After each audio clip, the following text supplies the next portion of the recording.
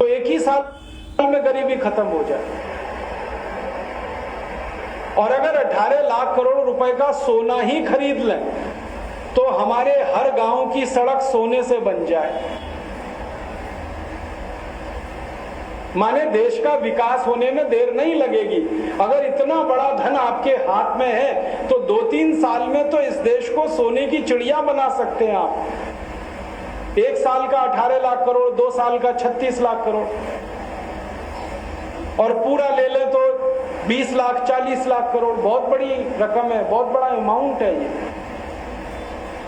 लेकिन चूंकि हमारे यहाँ सरकारी व्यवस्था है, धन पूरा सरकार के हाथ में जाता है, फिर बंदर बांट वहां होता है। बंदर बांट में अधिकारी और नेता पहले हड़प लेते हैं, जो बची कुची खुरचन है वो लोगों के खर्च करने के लिए देते हैं। इसलिए हिंदुस्तान में आजादी के 62 साल के बाद भी कुछ विकास का काम नहीं हो पाता। हमारे देश में आजादी के 62 साल के बाद भी 3 लाख गांव अंधेरे में डूबे हुए हैं जहां बिजली नहीं है। आजादी के 62 साल के बाद भी 2.5 से 3 लाख गांव में सड़क नहीं है, चलने की व्यवस्था नहीं है। लगभग 3 लाख गांव में ना हॉस्पिटल है, ना डॉक्टर है, ना कोई प्राइमरी हेल्थ सेंटर है, ना कोई दवा का केंद्र है। लोग मरते हैं, बिना दवा के मर जाते हैं। आजादी के 62 साल में इस देश में 14 करोड़ परिवारों को शुद्ध पीने का पानी उपलब्ध नहीं है, जबकि इस देश में कुल परिवारों की संख्या 21 करोड़ है। 14 करोड़ को तो पानी ही नहीं मिलता पीने का। इस देश में एक एक बाल्टी पीने का पानी लाने के लिए करोड़ों घर की माताओं बहनों को 3-3 घंटे सड़क पर कहीं लाइन में खड़े होना पड़ता है, या 2-2 किलोमीटर चल के 1-2 बाल्टी पानी लाना पड़ता है। इस देश के पुलिस थानों में आजकल सबसे ज्यादा मुकदमे दर्ज होते हैं, वो पानी के लिए मारपीट के हैं। मुझे पहले पानी मिले या तुम्हें पहले पानी मिले। पीने का शुद्ध पानी नहीं। लगभग 15 करोड़ परिवार इस देश में ऐसे रहते हैं जिनकी माताओं बहनों को सुबह शौच जाने के लिए संडास घर की व्यवस्था नहीं है। आजादी के 62 साल में उनको अपने दैनिक जीवन के सबसे महत्वपूर्ण कार्य को पूरा करने के लिए किसी सड़क के किनारे बैठना पड़ता है, और बार बार मेरे जैसे लोगों की दृष्टि पड़ने पर उठना पड़ता है, फिर बैठना पड़ता है। वो दृश्य देखने लायक नहीं होता। आजादी के 62 साल के बाद 50% से ज्यादा बच्चे इस देश में स्कूल नहीं जा सकते, क्योंकि माता पिता के पास पढ़ाने के लिए पैसे नहीं है। आधी आबादी निरक्षर है इस देश की। 65% आबादी हमारे देश की किसी भी तरह की चिकित्सा नहीं ले सकती, क्योंकि उनके पास पैसे नहीं है। ना एलोपैथी की चिकित्सा ले सकते हैं, ना होम्योपैथी की, ना आयुर्वेद की, ना बायोकेमिक। और इससे भी ज्यादा अफसोस इस देश में यह है कि हर साल जितने बच्चे इस देश में पैदा होते हैं, उनमें से आधे बच्चे मां का दूध नहीं मिलने के कारण मर जाते हैं, क्योंकि मां के शरीर में दूध नहीं बनता, क्योंकि मां को खाने के लिए पोषक अन्न नहीं मिलता। ये आजादी के 62 साल के भारत की तस्वीर है। इस भारत देश में आजादी के 62 साल के बाद हमारी सरकार ने एक रिपोर्ट अभी निकाली थोड़े दिन पहले, अर्जुन सेन गुप्ता कमीशन रिपोर्ट। उस रिपोर्ट में यह कहा गया कि 84 करोड़ भारतवासियों की एक दिन की आमदनी 20 रुपए से कम है। माने 84 करोड़ भारतवासी हर दिन 20 रुपए भी खर्च नहीं कर सकते। 50 करोड़ भारतवासी हर दिन 15 रुपए खर्च नहीं कर सकते। 25 करोड़ भारतवासी हर दिन 10 रुपए खर्च नहीं कर सकते, और 15 करोड़ भारतवासी तो एक दिन में 5 रुपए भी खर्च नहीं कर सकते। इतनी गरीबी में डूबा हुआ देश है। आप बोलेंगे तो 62 साल में हमने कुछ विकास ही नहीं किया। हाँ किया है, भारत के 3-3.5 करोड़ लोगों का बहुत विकास हुआ है पिछले 62 साल। 3 से 3.5 करोड़ लोग हैं। ये कौन लोग हैं? ये वो लोग हैं जिनको टीए मिलता है, डीए मिलता है, एचआरए मिलता है, जिनको सैलरी मिलती है और इन्फ्लेशन बढ़ने के बाद सैलरी बढ़ती है, हर पे कमीशन के बाद उनकी सैलरी बढ़ती है और उन 3.5 करोड़ लोगों की बल्ले ही बल्ले है। उनको कोई दुख और तकलीफ नहीं है। उनमें से आप हैं, उनमें से मैं भी हूं। ये 3.5 करोड़ लोगों का बहुत विकास हुआ है। इतना विकास हुआ है कि आजादी मिलने के समय इन 3.5 करोड़ सरकारी कर्मचारियों को 250-300 रुपए की पगार मिलती थी, अब उनको 90,000 रुपए महीने का वेतन हो गया 6 पे कमीशन के बाद। हमारे देश में बैंक के, बीमा के, रेलवे के, पब्लिक सेक्टर के, सरकार के सेक्टर के, राज्य सरकार, केंद्र सरकार के सेक्टर के कुल कर्मचारी 3.5 करोड़ हैं। राष्ट्रपति से लेके और चपरासी तक इनका ही जिंदाबाद है। इस देश में इनकी ही स्वतंत्रता है, इनको ही आजादी है, बाकी तो सब भूखमरे में है इस देश में। ये जब आंदोलन करते हैं इनकी तनख्वाहें बढ़ जाती हैं, ये जब आंदोलन करते हैं इनके टीए बढ़ जाते हैं, ये जब आंदोलन करते हैं इनका डीए बढ़ जाता है, ये जब आंदोलन करते हैं इनकी सैलरी डबल हो जाती है, ट्रिपल हो जाती है। सरकार 1 मिनट भी देर नहीं लगाती, क्योंकि इन्हीं 3.5 करोड़ों के साथ मिलकर सरकार लूटती है, इसलिए इनको हमेशा खुश रखती है सरकार। इनके लिए फर्स्ट पे कमीशन, सेकंड पे कमीशन, थर्ड पे कमीशन, फोर्थ पे कमीशन, फिफ्थ पे कमीशन, सिक्स्थ पे कमीशन, जरूरत आने पर 7th पे कमीशन भी मिलेगा। हो सकता है तनख्वाहें 1 लाख को भी क्रॉस कर जाएं। इनकी तो जिंदगी एकदम आराम में है। विकास इन्हीं का हुआ है 62 साल में, और किसी का नहीं हुआ इस देश में। या पिछले 62 साल में विकास हुआ है तो टाटा, बिरला, डालमिया, धीरूभाई अंबानी, इनका हुआ है। एक मुकेश अंबानी नाम के व्यक्ति हैं इस देश में, उनकी 1 मिनट की आमदनी 20,000 रुपए है। इस हिंदुस्तान के 84 करोड़ लोगों की आमदनी 1 दिन की 20 रुपए है। मुकेश अंबानी की 1 मिनट की आमदनी 20,000 रुपए है।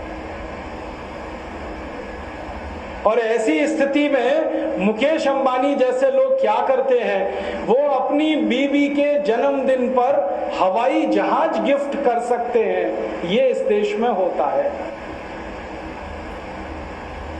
268 करोड़ रुपए का हवाई जहाज खरीदकर मुकेश अंबानी ने अपनी पत्नी को भेंट में दिया जन्मदिन पर। उस दिन मुझे लगा कि मुकेश अंबानी ने 84 करोड़ भारतवासियों के गाल पर तमाचा मारा,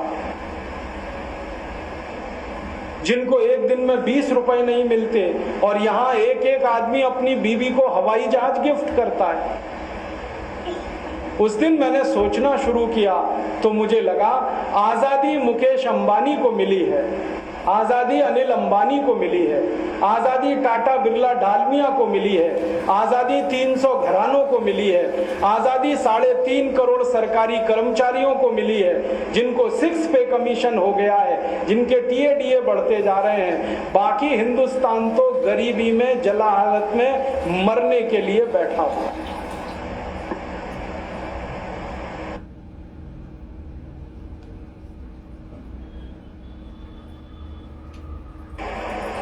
या तो ये करें हम, और या अगर हम मानते हैं कि ये सारे हिंदुस्तानी भारत के अंग हैं, तो फिर इनके बारे में कब सोचेंगे? 62 साल तो हो गए आजादी के, इनका विकास कब होगा?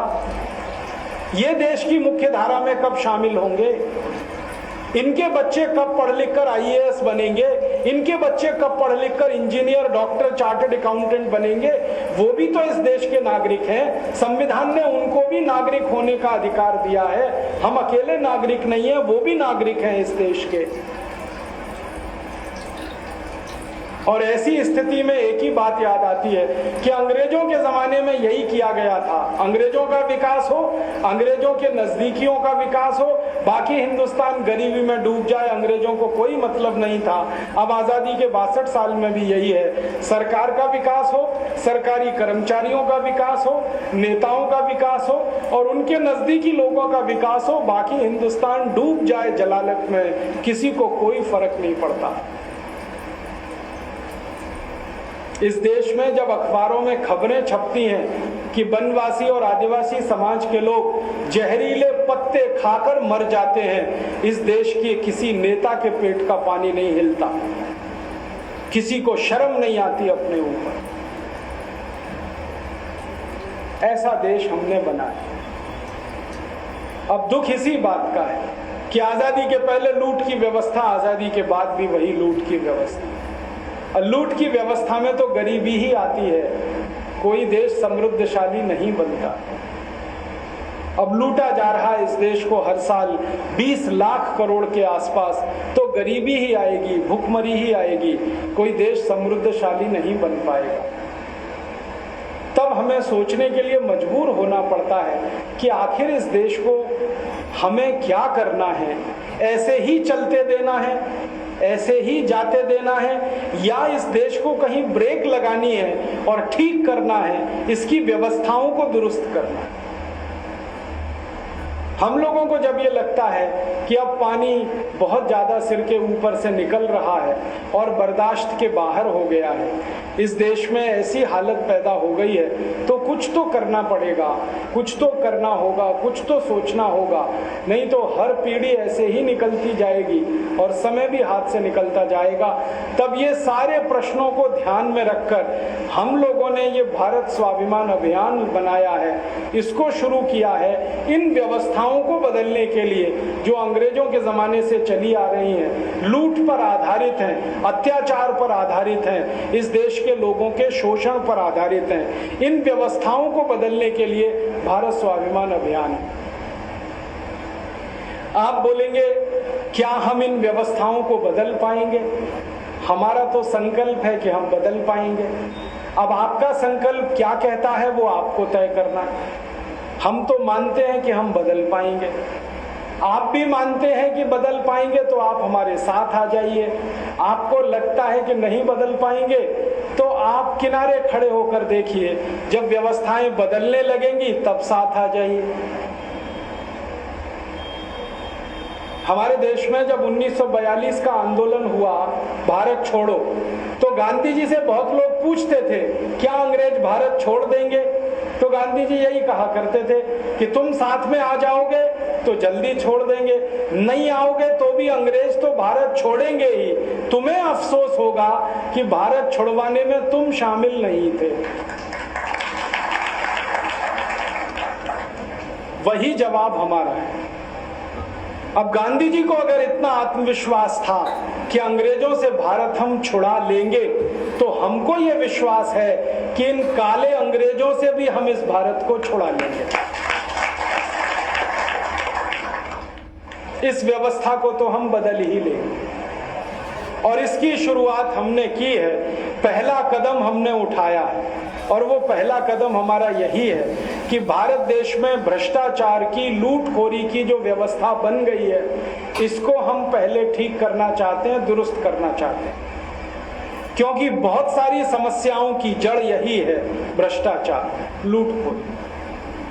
तो आप बोलेंगे इसको कैसे ठीक करेंगे? इसके कई आयाम हैं ठीक करने के। उसमें से एक आयाम ये है कि हम भारत देश के नेताओं ने और अधिकारियों ने पिछले 62 साल में इस देश को जो लूटा और लूटा हुआ धन जो विदेशी बैंकों में रख दिया है, उस धन के बारे में हम इस समय अध्ययन कर रहे हैं, अभ्यास कर रहे हैं। हमको पता चला कि भारत के नेताओं ने पिछले 62 साल में जो धन लूटा है इस देश में से और विदेशी बैंकों में रखा हुआ है, वो धन बहुत बड़ी राशि है। स्विट्जरलैंड की 36 बैंकों में ही जो जमा है वो 1500 अरब डॉलर है। और ये आंकड़े मेरे नहीं है, स्विट्जरलैंड की बैंकों का जो एसोसिएशन है उनके द्वारा जारी किए गए आंकड़े हैं कि भारत के भ्रष्ट नेताओं का उनके देश में 1500 अरब डॉलर जमा है। एक बार स्विट्जरलैंड के राष्ट्रपति भारत आए थे। उन्होंने दिल्ली में एक व्याख्यान में ये कहा था कि भारत देश को कटोरा लेकर कहीं भी भीख मांगने की जरूरत नहीं है। हमारे ही देश के बैंकों में भारत के भ्रष्ट नेताओं का इतना पैसा है, अगर इसे भारत वापस मंगा ले तो भारत सोने की चिड़िया तो है, हो जाएगा। खुद उनके प्रेसिडेंट ने कहा दिल्ली में आके। तब से हमारे कान खुले और आंखें खुली कि स्विट्जरलैंड का प्रेसिडेंट क्या बोल रहा है। फिर खोजते गए तो पता चला वहां खाते हैं नेताओं के, अधिकारियों के। उन खातों में 1500 अरब डॉलर है। अगर इसको रुपए में बांट दिया जाए तो ये धन 75 लाख करोड़ रुपए है। 75 लाख करोड़ रुपए का मतलब समझते हैं? भारत सरकार की कम से कम 10 पंचवार्षिक योजनाएं इसमें चल जाएंगी, इतना धन। 50 साल इस देश के विकास का काम हो जाए, इतना धन है।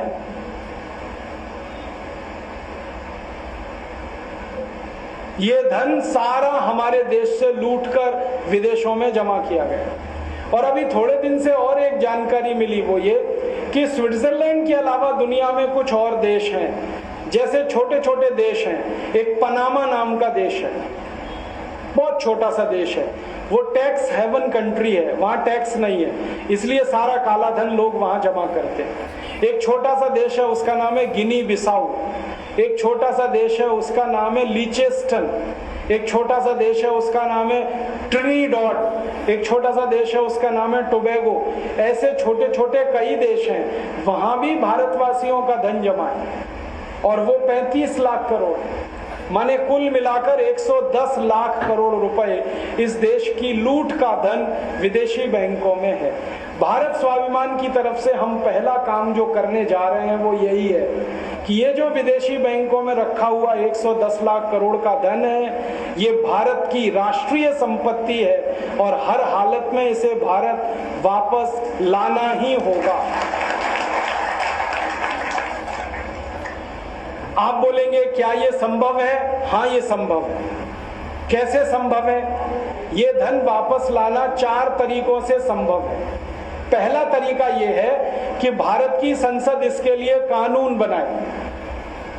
कानून बनने के पहले संसद में प्रस्ताव पारित हो और वो एक लाइन का प्रस्ताव हो कि 15 अगस्त 1947 के बाद जितना पैसा भारत के बाहर गया वो सारा भारत की राष्ट्रीय संपत्ति है। ये प्रस्ताव संसद में आए, इसके लिए हम रात दिन इस समय प्रयास कर रहे हैं। जिस दिन संसद में यह प्रस्ताव आएगा इस पर बहस होगी और बहस टेलीविजन पर डायरेक्ट टेलीकास्ट होगी। उस दिन आप जरूर देखना। क्या देखना? कि कौन कौन नेता इसका विरोध कर रहा है।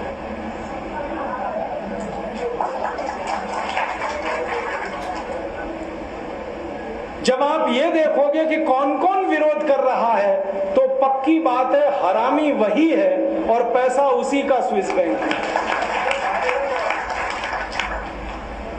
अब ये प्रस्ताव जब आएगा तो कुछ विरोध करेंगे, ये पक्का है। कुछ हो सकता है समर्थन करें। हमारे संसद का नियम ये है कि जो मेजॉरिटी कहे वही होगा। हो सकता है मेजॉरिटी सांसद विरोध करें इसका और बहुत थोड़े से सांसद इसको समर्थन करें।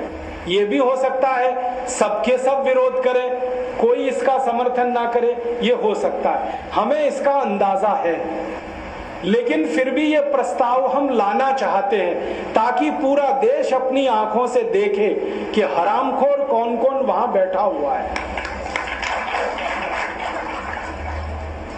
एक बार देश को ये अंदाजा लग गया कि कौन कौन हरामखोर वहां बैठा हुआ है, तब हम दूसरा स्टेप उठाने की तैयारी करेंगे। और हमारा दूसरा स्टेप ये होगा कि हम हिंदुस्तान की संसद को बदल देंगे। फिर और संसद को कैसे बदलेंगे? जो नेता इसका विरोध करेंगे उनके चुनाव क्षेत्र में जाकर हम उनकी पोल खोलेंगे और जनता से अपील करेंगे कि इनके स्थान पर किसी दूसरे आदमी को चुनकर दो जो संसद में जाकर इस प्रस्ताव का समर्थन करे और प्रस्ताव कानून में बदले। माने संसद में हम 350 से 400 एमपीज को जिताकर लाएंगे इस अकेले मुद्दे पर पूरे देश में। और निश्चित रूप से ये लोग जो जीत कर आएंगे ये इन हरामखोर नेताओं में से नहीं होंगे, ये पक्का है। हम इस देश के ईमानदार, चरित्रवान और इस देश के पारदर्शी लोग जो अपने अपने क्षेत्र के कोई बड़े विशेषज्ञ हैं, कोई डॉक्टर, कोई इंजीनियर, कोई चार्टर्ड अकाउंटेंट, कोई मैनेजर, कोई बहुत अच्छा किसान, कोई बहुत अच्छा कारीगर, कोई बहुत अच्छा शिक्षक, ऐसे लोगों में से चुनकर लाएंगे। आप बोलेंगे जनता इनको वोट देगी, हमको विश्वास है देगी, क्योंकि जनता तो अभी भी हमको यही कहती है आप तो जल्दी से यही काम करो, हम तो इन्हीं को वोट देकर भेज देंगे ताकि जिंदगी भर की जलालत तो खत्म हो हमारी, ये पैसा तो आ जाए। जनता तो तैयार बैठी है।